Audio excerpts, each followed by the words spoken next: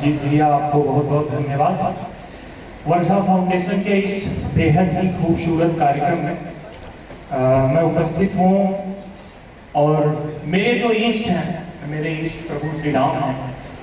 प्रभु श्री राम मेरे लिए ईश्वर ना हो के मर्यादित पुरुष हैं, क्योंकि वार्ता करने का समय बहुत ही कम है और सुनाने का समय ज्यादा है, तो छंदों के माध्यम से अपना परिचय दूंगा। मेरा नाम अभिजीत भैया ने बता दिया, त्रिनेत्र दुबे है। मैं इलाहाबाद की धरती से, मेरी इलाहाबाद की धरती मेरी कर्म भूमि है, जौनपुर मेरी मातृभूमि है।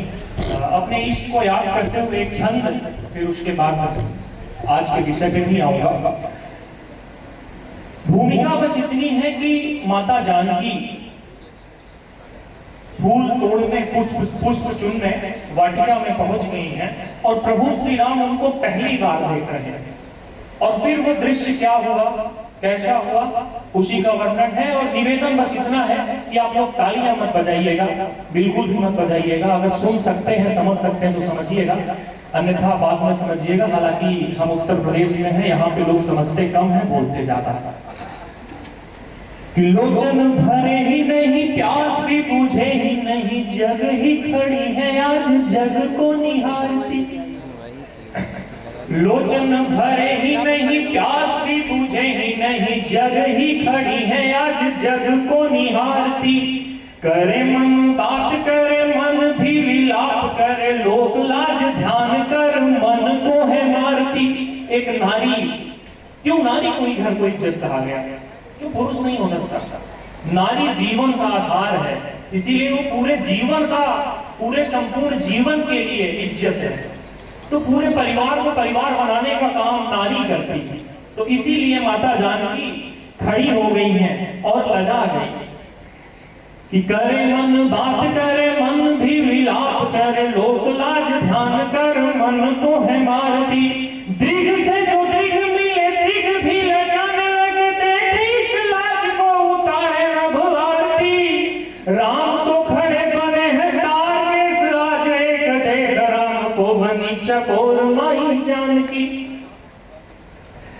बेटियों पे एक क्षण कि लोचन के अश्रुओं में जीवन के चक्षुओं में, लोक लाज ध्यान के आधार में है बेटियां। लोचन के अश्रुओं में जीवन के चक्षुओं में, लोक लाज ध्यान के आधार में है बेटियां। विश्व की वो रानी है, वो शंभु भवानी है, तो गंगा के पवित्रता की धार में है बेटियां। अंश में है, अंश में है, प्रलय विध्वंस में है, सृष्टि के समूचे ही आकार में है बेटियां। राम राम जपने में, राम राम रटने में, राम के आधार के प्रकार में है बेटियां।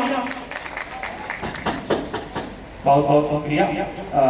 कुछ गजल से आपको जोड़ता हूँ, एक प्रेम का छंद सुनाता हूँ। हम जिस उम्र में हैं, हमसे प्रेम ही हो सकता है और कुछ हो ही नहीं सकता। मेरा मानना यह है कि हिंदुस्तान के युवाओं को केवल प्रेम ही करना चाहिए, जिससे पूरे विश्व में एक संतुलन स्थापित हो सकता है, वो मात्र प्रेम है। ये सीख मुझे श्री कृष्ण ने दिया, ये राम ने दिया, ये हमारे पूर्वजों ने ये सीख दिया है कि युवाओं सिर्फ प्रेम करो, मोहब्बत करो, नफरत तो फैलाई ही जा रही है।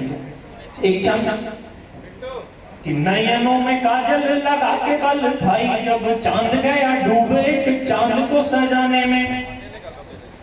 मैं इलाहाबाद की धरती पे हूँ, निराला की धरती पे हूँ, जहाँ पे ये क्रांतिकारियों की धरती है। और एक क्रांतिकारी जब प्रेम करता है तो ऐसा छंद लिख पाता है कि नयनों में काजल लगा के बल खाई, जब चांद गया डूब एक चांद को सजाने में। नयनों से नयन हमारे गए मिल, जब लाज नहीं आई देखो हमको लजाने में।